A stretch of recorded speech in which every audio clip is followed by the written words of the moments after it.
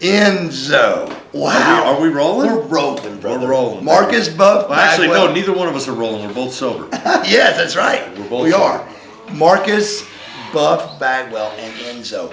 I mean, we're talking about, brother, I mean, the first time we really got to really meet each other, especially with me being sober, was just this. We got Sonny Ono over here cleaning out his closet. In 1 second. I'm trying to find mine. Hey, Mark, you're making work of these people here today. I'll tell you what. Brother, absolutely. Always working, baby. Yes. Always working. Absolutely. Sonny, you got what you need? Yes, I did. Okay. The man. Sonny Ono's going to bring me to Japan in 2025. He already told me. It's on the Buff Bagwell, and it's documented. It's documented. So if it doesn't happen, Hey, I and he's didn't coming to the ring with me too. I'm not going there I without didn't him. say nothing about wrestling. Just I will bring wrestling. you to Japan. I don't have to pick up the stick once when you got Sonny Ono out there. That's right, brother. You know, they don't understand me, so he's gonna let them know how I feel. You got it. You got it all. You got it all. So what? I mean, We were talking about our introduction to each other. Really, the first time me and you really got to chill. and city was Iowa. Iowa. And that's where he's from, ironically. Is he really? He's from Iowa. Sonny Ono Ono's is from Iowa. The last story he told happened in Iowa. Me and Dale Wilkes fly to Iowa. WCW going to Iowa was like going to Australia. It was like, where are we going? And so we go to this elementary schools and middle schools advertising. I don't remember what we were even doing, but it was me and Dale Wilkes, and we were advertising for a show coming to Iowa. And Sonny Ono remembers that, right? Sonny Ono, yes, and he lived He's got in one of the Iowa. memories, no bumps. He does. He lives in Iowa, and Bischoff and him were friends, so he called him to do it, and he did it, and then I barely even remember it, and I was sober then, of course, but it was just a really Hey, you know what's strange funny? I was sober at the last one, and I barely remember that. Well, age happens Maybe to- selective memory. What? I think I compartmentalize some of these tragedies in my head sometimes. What got you in this crazy business? Shawn Michaels. How? Tell me. Well, for me, there wasn't wrestling. There was Shawn Michaels. It would be like, hey, What Mom. year? What year Hey, Mom, could you did put on Shawn Shawn Michaels Michaels? Hey, Mom, could you put on Shawn Michaels? So Shawn Michaels is your favorite. Beyond a question, there was no words to it. I don't know that there was ever anyone in the history of the business that was inspired more by Shawn Michaels than me to make it to where I made it. You know what I mean? Like somebody who loved something so much that actually got to do that thing, you know? Right. Really got to do it. Yeah, really got to do it. So thank you, Shawn. I never really got to say that to him, but Now, did Shawn play a part in your? no, man, career at all? no, dude, I never wanted to know. But you him. just- I didn't Loved want him. him. I did not want him to hate me. So I Right. stayed away from him. I was like, anytime, very smart. anytime he was at WWE functions, I just kept my distance. Really, but he didn't know that Man, the you know- biggest fan of the world was right there. I had his tattoo of his heart on the inside of my arm here since I was 17, maybe. Yeah.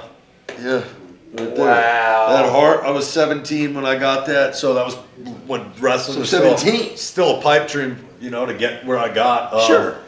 But yeah, no, Shawn, when I was a kid, he won. The thing that changed it really more than any one thing was when he won the Rumble and he entered number one. Right. It was like, what a story. You know, if we're talking about storytelling, that's David versus Goliath. Right. In the modern day world, you're just a kid, Right. and you just see the smallest guy in the Royal Rumble outlast everyone. Right. And then the British Bulldog, who's jacked beyond, Right. like that guy looks like he should win it, right? He's the champ. And then Shawn goes over, he hangs on, he flips himself back in the, you know, Right. the gimmick he does that, I forget, skin the cat. Skin the so cat. he gets back in a ring, and he Sweet Chin's music brother out, and he gets Pamela Anderson as his prize, which if you were a kid at that time, Baywatch was the hottest thing on TV. So the smallest, And the smallest guy best-looking just guy came in. just won the WWF. The smallest, all he had to do was be the man, be smaller than everybody, take a beating. But to me, it's like, I always tell young wrestlers when they ask me about wrestling and shit, I'm like, kick out. That's where Shawn Michaels got over with me. It's not about wrestling moves, bro. Kicking out. It was Shawn Michaels always surviving. Always kicking out, which Always means surviving. surviving, Kick man. out, brother. Kick out. Kick out, man. And he could Let's just do it. take a beating. And you were a little kid, I always thought to myself, like, when I was a little kid, like, if I could take the beating, I don't necessarily need to be able to beat everybody up. Right. But if I could take it, Yes. then I Well, have a chance. as you know, in Japan, man, a kick out gets one of the biggest pops. Yeah, man. I mean, that 1, 2, and oh. Yeah, bro. Because you kicked out. Yeah, man, you got balls, you got Yes. guts. You're Yeah, alive. you can take everybody's shit, make kick it look out. like they killed you and kick out of it. Like Yeah. that to me is how you get over a lot. And Shawn, he was just a story of the smaller guy overcoming for me a smaller guy. So Well, I just you know, connected. in the day, bro, let's be honest. If you wasn't 6'3", Yeah. you didn't call WWF because you wasn't big enough. My story on the size, on the height thing was they said I went to WCW school, and there wasn't really a school. There was a building where Jody Hamilton and Buddy Lee Parker trained guys. And I walked in and I said, hey, I said, you know, I want to train. They said, well, you're not big enough. Yeah. And I said, well, I'm bigger than Brian Pillman. And they looked at me like that, and Buddy Lee Parker goes, well, Brian Pillman can wrestle. I said, how the fuck you don't know I can't wrestle? And he went, I don't. He goes, $3,000. I go, $3,000 for this stuff? Hey, man. So I go back to Missy. I didn't have that and got trained. But yeah, so who trained you? Hey, I gotta thank you, Triple H. So Paul Levesque, thank you for saving me that $3,000 on wrestling school. And giving me the best school in the history of the world. Ever. With the greatest coaches in the history of the world. So when people ask me about wrestling, I say, man, where did you learn how to wrestle? Like, I learned how to wrestle on WWE TV. You watched. No, I watched it, yeah. And I understood what I was watching. Which is hard to do, brother. It's not easy to do what we do. Yeah. Run No, I got the it. ropes and look right doing it. I Good luck. I never ran the ropes and looked right doing it. You know what I'm saying? It's a tough thing to do, right? People don't No, realize how none of tough it it's is. easy. The first time you run the ropes, you got bruises all over you. I looked like somebody had whipped me when I came home from my tryout. It was my hardest thing. When It was the I hardest came thing home to from do. my tryout, I had bruises all over my body. And that's because, like, you know, they're trying you out. They're going to make you run the ropes, baby. Of course. And I had to Squat run you. that thing. Squat you too? Yeah, baby. Well, you And, know, I thought it was one of the hardest things, the ropes, to me. It was hard to get used to. You know what's funny? I told you that running the ropes is never, you know. No, it's not fun. It's just, you build up the calluses. Yeah. And then it becomes like riding a bike. Right. You can get in the ring right now, Buff, I'm sure, running. Absolutely, You know what I mean? but it really is It's one of still the toughest things. you know, your Leave first them match back is gonna leave them. Whoa. Yeah. You won't feel it till the match is Everybody over. thinks they're rubber bands. No, and I'll baby. go, fill that rope. That's a a rope. steel cable. Yeah. WWF was a rope. But even so, that It's rope still was rough. hard, It's baby. rough. That was rough. So what was your first match ever? Was it yours a pretty big deal out of the gate? Yeah. So my first match was really a squash match for Mason Ryan on TV. Okay. NXT TV taping. Dusty. Big TV, brother. Well, at the time, we had John Cena on the show to draw the house because we were just creating NXT. NXT was brand new. And we, as a talent, they had poached a lot of talent from, like, I guess that's what you would call it, like poaching, right? Ring of Honor, New Japan, TNA, a lot of these companies that were kind of falling apart at that time.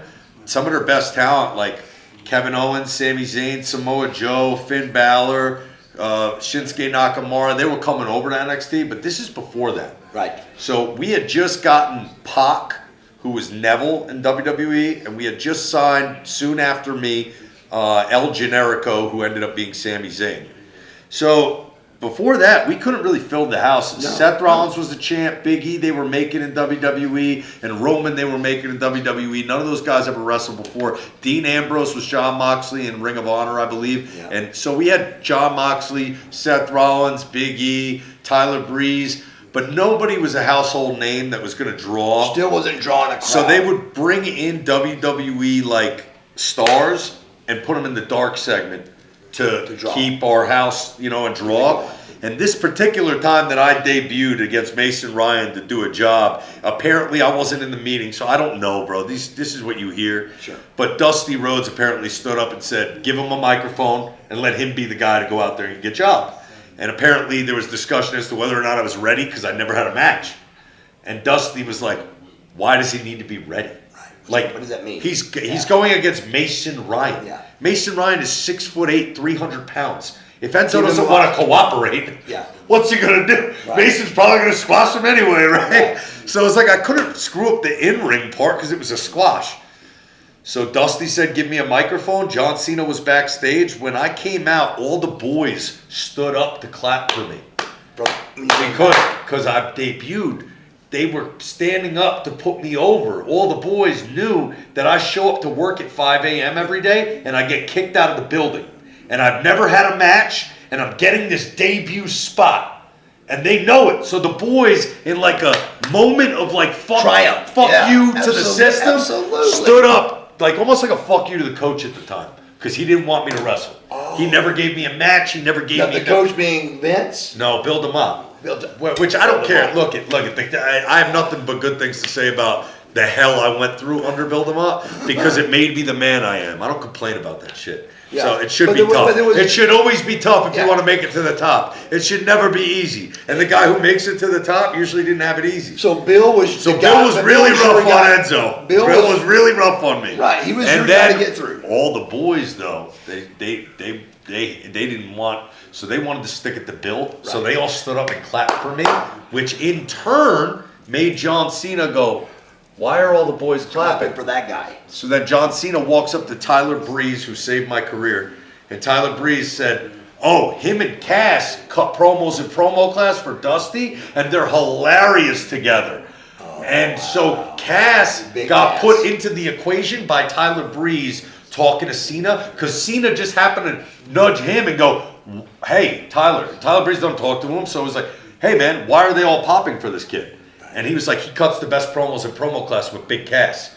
And so now John Cena knows that I'm with that guy. Right. So I come back through the curtain thinking I'm getting fired and it's all over. Right. I'm like, I just got my charity. Right. Triple H did a charity. Right. He got me my one match so I could go home to Jersey Right. with my Say, bar "That's story it." and say, "Yeah, I did I it, got guys. that one match. had Told you I could do it." So that's what I thought. Right. But apparently John Cena had other plans. He came up to me and he was like, "Hey man, I was watching this show the past 4 hours and I want to know if you want to come out to the ring with me. You caught my attention. Maybe you can cut a promo." I heard, and I don't know exactly how it happened, but we talked to Cass and I said, "I cut promos with him. Do you mind if we come together?" And me and So Cass. they leave him out, which So is business. Well, I That's just booked my own tag team partner That's what over I'm saying. Triple, You just over Triple H, over Dusty, over everyone's head to John Cena. So you got your boy a job like that. And now, Nice. now me and Cass are in the ring after the show With John Cena. with John Cena, and he's in a promo against Damian Sandow, who at the time was the intellectual savior of the masses, supposed to be smart. Oh, yeah. So I was like, "Oh, you're real smart. How many dimples are there on a golf ball?" "Oh, you don't know? There's 168 dimples on a golf ball. You know how many there are on my hind end? 0. You want to know why? Because I'm hard body. You know what you are? You're SAWFK soft." And John Cena went, "What did you call him?" And me and Cass were like, "Oh, What? soft?" And then Cass and I just, Cena, now the Yeah, like right whole off each fucking other. crowd is Right. going, soft, Soft, soft. Now we soft. get booked the next tapings. Me and Cass haven't had a match. I'm thinking I'm getting fired. The second I get out of the ring with Cena, I've got more heat than anybody ever. Right? Ever. Yeah, you don't know why you No, have heat now. but you do. But you just got over. That's why you got heat. Absolutely. So now It worked. everyone hates me, and I think I'm getting fired, and I'm not booked on any shows. And we go to the next taping, and Ryback's in the ring, and he's fighting with Cena in a feud. So now the whole crowd is going soft, thinking we're gonna come. And me and Cass are sitting backstage in Like, suits, are you like, gonna send us or? and then sure enough, Terry Taylor came back and was like, "Go get your gear on, get out there." And me and Cass got in our shit quick, dude. And his gimmick was feed me more. So I just said to Cass, "You say everything on the buffet menu, and I'll say how you doing in between it. And we'll say, ladies, you got a real cheap date in the ring. All you got to do is take them to the local Golden Corral. Cass, what are we having?" And he's like, "Tacos." I'm like, "How you doing?" He's like, "Chocolate fondue, how you doing?" And he named everything that they have. So we got how you doing and soft over in front of the crowd with the rub of Ryback and the rub of Ryback and the rub of Cena. Yeah. So the next time we're on TV, if you're watching, you don't know why the people are popping and saying soft. You're like, "Wait, what? Who are these guys?" Right. Where did this come So from? we owe the world to the Orlando crowd. They got me a job. They kept me on the job the whole time I was in NXT. I thought I was getting fired, bro. Until they told me you're going to Raw, I thought I was getting fired. Yeah, So Well, what's going on? I was just happy to be there. Like, couldn't believe it was real life. And I got so lucky with timing. Yes. You know, timing has a lot to do with it. Brother, a lot. Yeah, A lot. that's all it is for me. I just And all this right for place, right For time. everybody, brother. Yeah, right place, right time. And when the opportunity presents itself, you just got to be ready. And in the case of me and Cass, we were ready with the word soft. And you know what? I got to tell kids, I wrote 1,000,000 words down to find that one 5-letter word. Million, though, to find. 1,000,000. That one 5-letter Yes, word that changed yes, my life. yes. You won't find that word until you write 1,000,000. You know, and you won't know when to say it until it's the right time to say it. No. And I didn't know either, but it's like Austin worked so hard his whole career Yes. for that one moment when he got to say that Austin 316 shit, and What? he wouldn't have said it if Michael Hayes didn't come up to him and go, "Hey man, Jake the Snake was rattling a promo about the Bible in John 3:16." So then Austin gets the mic and says, Austin 3:16 says, "I just whipped your ass."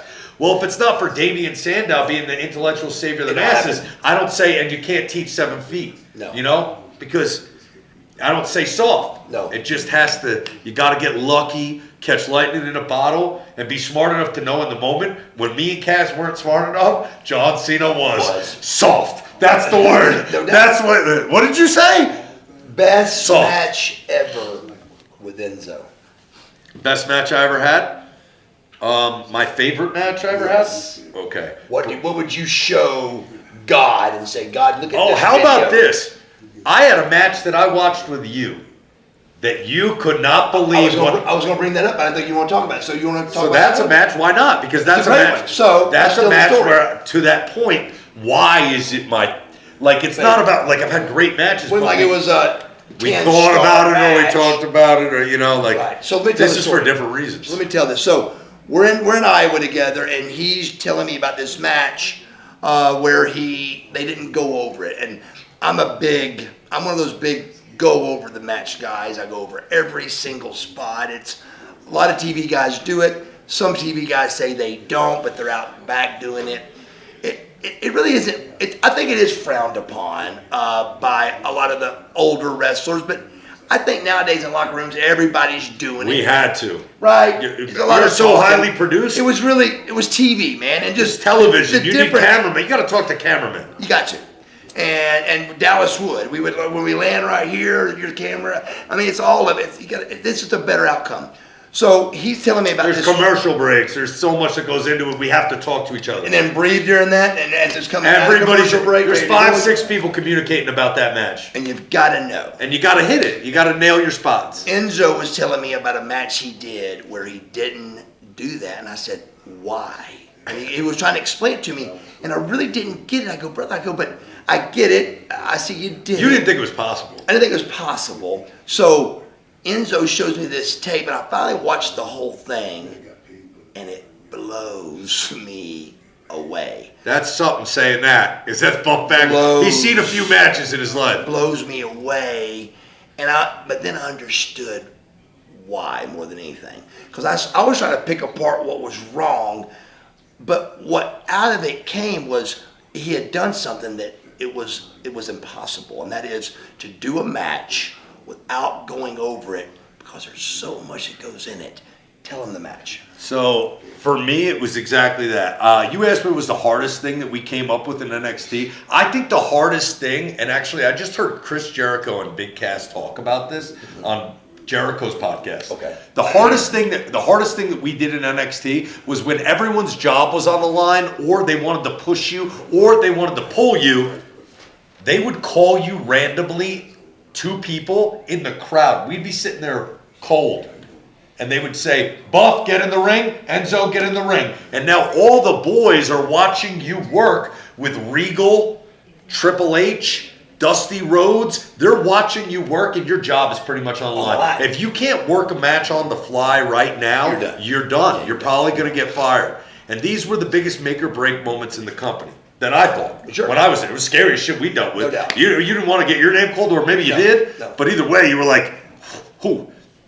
Well, to me, that was the hardest thing that we did. And I heard many years that Manny Fernandez was the guy that they would tell, or at Gleason's gym, Johnny Rod's, in Madison Square Garden, Vince Sr. would say, hey, go work that green kid, tell me if he's worth the shit. And they would get out of the ring, and just with a nod, Vince would know if the guy could go or he couldn't. Whether that's true or not, those guys were hands that could work anybody. Yes. And if you went out to the ring and had a bad match with them, you fucking suck. Right. And they're going to tell Vince, no. You're done. Yeah. So I used to hear that, and I was like, bro, I want to be that guy where I can work a match with anyone on the fly at any time.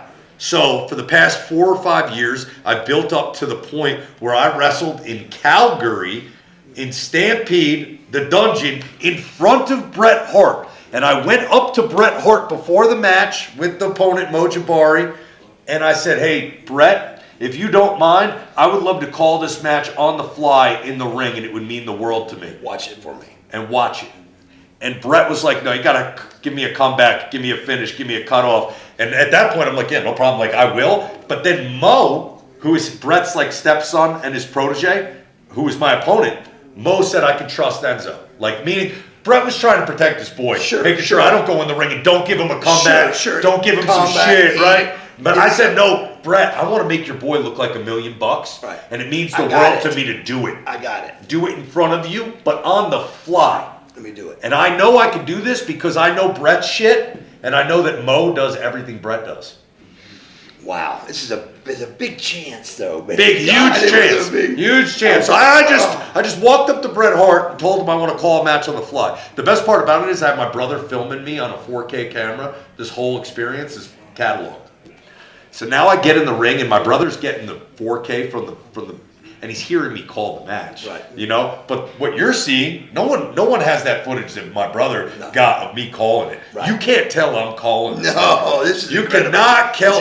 I call an entire match on the fly based on what I know Bret Hart does and what I do, and I know my opponent knows me. So he knows my DDT off the top. He knows what moves I do. So if I know what moves you do and you know what moves I do, like, we can have a match. Right.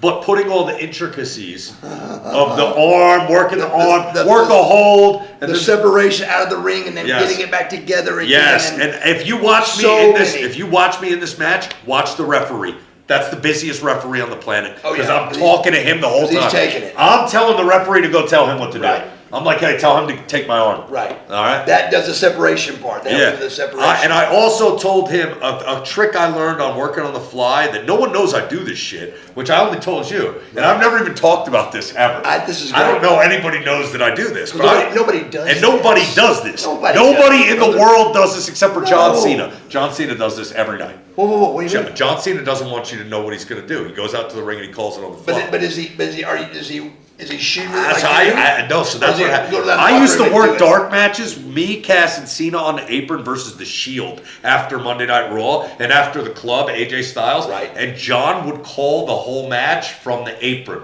So I'd be in the ring and he'd be calling the heat. Enzo, stay in the hold. Here it is.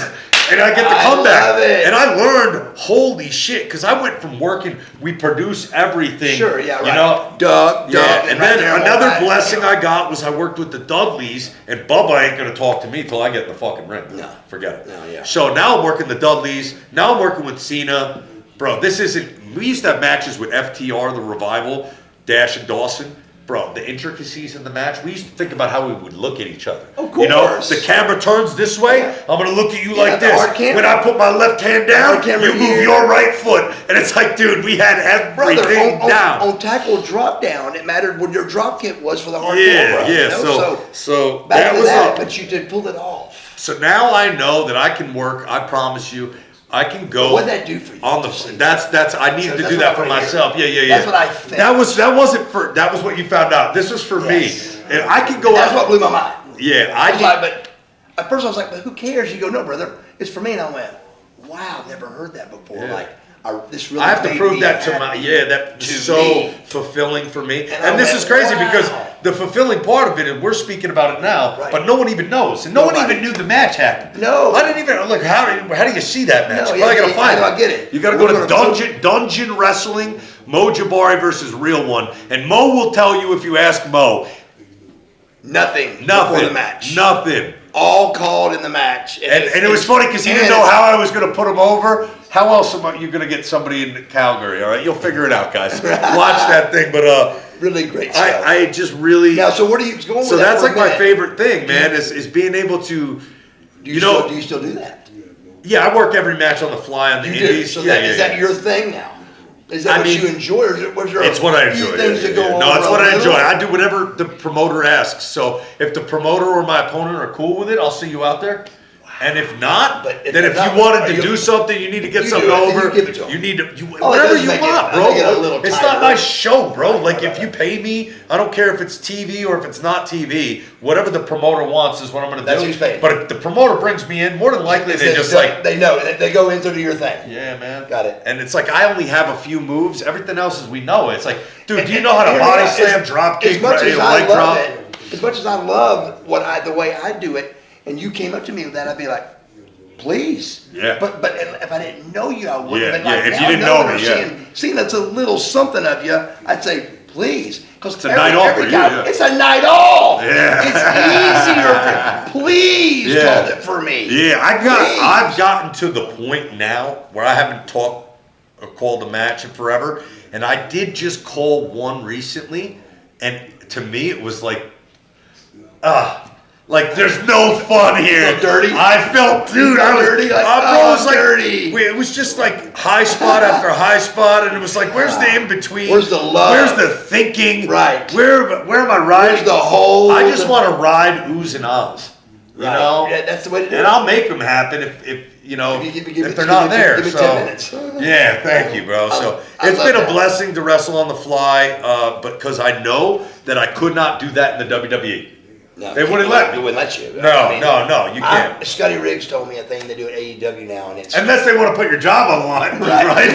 That's when they do it. Sure. But they write down every single spot, every move, and they go back over it when it's over and see what they missed, and it's just crazy. But to hear somebody do it, it's refreshing. Well, you didn't trust me until we were about halfway through the match, maybe 3/4, and you were like, "This all makes sense." Right. Like everything I did made sense. Yes. And what I tell people is, if I do it to you, do it to me. Right. That's simple. If I give you a tackle, give me one. If I punch you back, if I give you a body slam and I say get the shit back, do it. Body slam me now, right? You don't have to think about what to do to me. You're handing it to you about the clothesline, or man. Come back with it. And it's no different than a promo. It's like bada boom, blank, blank in the room. I give it to you. Bada boom, biggest idiot in the room. Right. You know, it's like, hey, here you go. What is next for Enzo? Man, I'm just having a lot of fun doing what I do, and that, to your point, is unlike anyone else in this entire business right now. And no one knows, and you might have just broke the information, but you know who knows? The indies know. The indies don't want to tell you. They don't want to admit it, but they know. Yeah. If you're wrestling Enzo, he's going to see you in the ring, and you're going to shut the fuck up, and he's going to give you one of the best matches you've ever had in your life. Trust me. I'm not here to go into business for myself. Nope. I'm not going to start beating you up. He's for you. I'm going to make you look good. I'm going to take the flare bump off the top for you. Yes. I'm going to take whatever move you devastate people with. I just asked the question, what do you do? Right. So if you go, I do a spine buster, right. I do a drop kick, and I do a super kick. See we're you going to get all in it. Hey, I'll see you out there, all right, guys? Where are you going? Wait a minute, where are you going? No, seriously. Thank you, brother. See you out there, guys. Thank you, Enzo.